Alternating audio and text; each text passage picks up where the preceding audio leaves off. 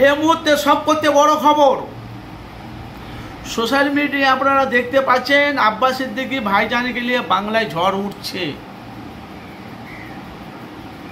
বাংলার সংখ্যালঘু মানুষ 2000 সামনে বিধানসভা ভোটে কিছু সংখ্যালঘু মানুষ ক্যানিং পূর্বে আব্বাস সিদ্দিকী ভাইজানকে চাইছে, যেহেতু ওইটা হলো শওকত মোল্লার এলাকা। তার সাথে সাথে সাথে জানেন যে আব্বাস সিদ্দিকী ভাইজান যখন আইএসএফে নিয়ে যখন প্রচারে নামছে, আইএসএফে প্রার্থী হয়ে যখন ক্যানিং পূর্বে দাঁড়াবে, উনি বলেছে গরম জায়গাতে আমি দাঁড়াবো, নরম জায়গাতে দাঁড়িয়ে লাভ নেই, গরম জায়গাতে দাঁড়াতে গেলে তবেই ওরা তোরা ঠেলাঠেলি এবার বুঝ। আর গরম জায়গা কোথায়? ক্যানিং ছাড়া দ্বিতীয় জায়গা গরম জায়গা কোথায় নেই। কিন্তু বলা বলি কথা ভাইজান, আব্বাস সিদ্দিকী ভাইজান আইএসএফের দলটাকে টিকিয়ে রাখার জন্য, আইএসএফের দলটা বাংলাতে মুছিয়ে দেবে না বলে আইএসএফের দলটাকে বাংলাতে রাখার জন্য আব্বাস সিদ্দিকী ভাইজান নওশাদ সিদ্দিকী ভাইজানের পাশে আইএসএফের চেয়ারম্যান নওশাদ সিদ্দিকীর প্রার্থী, আইএসএফের প্রার্থী হয়ে উনি কিন্তু ক্যানিং পূর্বে লড়ছে। তার সাথে সাথে আইএসএফের ভোট প্রচারে আব্বাস সিদ্দিকী ভাইজান নামছে। তাহলে আব্বাস সিদ্দিকী ভাইজান যদি রাজনীতি ময়দানে নামে, একটা সিট পেয়ে যদি বাংলার মানুষ যদি থরথর করে কাঁপে, আর আব্বাস সিদ্দিকী যদি রাজনীতি ময়দানে যদি নামে, তাহলে দুই পীরজাদা দুই ভাই যদি রাজনীতি নামে, তাহলে বাংলার কিছু বিরোধী দল তারা কেন, তাহলে বাংলার কি অবস্থা হবে বুঝতে পেরেছেন?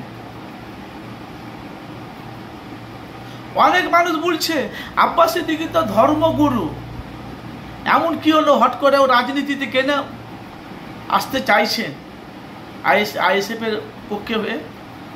এটা একটা বাংলায় সমালোচনা রয়ে গেছে ভাইজান, বুঝলেন তো। যেহেতু সামনে বিধানসভা ভোট, আপনারা জানেন নওশাদের উপরে অনেক আক্রমণ চলছে আইএসএফের দলটাকে মুছিয়ে দেওয়ার জন্য।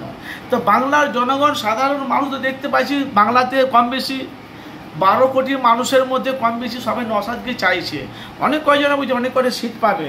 আর আইএসএফ আব্বাস সিদ্দিকী যদি রাজনীতি ময়দানে নেমে যদি ভোট প্রচারে যদি নামে, তবে কতটা মানুষের সংখ্যা হবে আপনারা বুঝতে পেরেছেন। কিন্তু কিছু বিরোধী তারা বলছে আব্বাস সিদ্দিকী কেন ধর্মগুরু করে, উনি কেন রাজনীতিতে আসবে? উনি তো বলছে আমি দেশের কাজ করতে চাই। বাইরেতে বাংলাতে কত কি হচ্ছে সব, কিন্তু সঠিক বিচার হচ্ছে না, আপনারা জানেন। তো এই জন্য আপনাদের কাছে এসেছি, আব্বাস সিদ্দিকী ভাইজান যদি আইএসএফের প্রার্থী হয়ে গরম জায়গায় যদি নড়ে, যতটা সময় আমি জানি ভাই গরম জায়গা ক্যানিং, আর সেখানে হলো তৃণমূলের নেতা শওকত মোল্লা, ওনার এলাকা। এখন আব্বাস সিদ্দিকী ওখানে দাঁড়ালে আইএসএফের পক্ষে উনি জয়ী হতে পারবে না, আব্বাস সিদ্দিকী হেরে যাবে। কিন্তু ক্যানিংয়ের মানুষ তো বলছে কিছু মানুষ, তো আমি আব্বাস সিদ্দিকী ভাইজানকে আমাদের ক্যানিংয়ে দাঁড়ালে ভালো হয়। কিন্তু আব্বাস সিদ্দিকী তো ওখানেও জলসা করতে যায়। তো আপনাদের মূল্যবান, আপনারা অবশ্যই মতামত জানাবেন। আইএসএফের ভোট প্রচারে আব্বাস সিদ্দিকী রাজনীতি ময়দানে নামছে।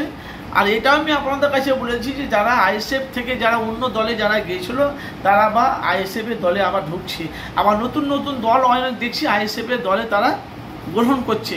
তাহলে 2026-এ বিধানসভা ভোটে বামফ্রন্ট, সিপিএম, কংগ্রেসের সাথে জোট করেছে বিধানসভাতে 294টা সিট। এই 294টা সিটের মধ্যে নওশাদ সিদ্দিকী কয় জায়গায় জিততে পারে? আব্বাস সিদ্দিকী ভাইজান কি আইএসএফের প্রার্থী হয়ে ক্যানিং পূর্বে জয়ী হতে পারবে?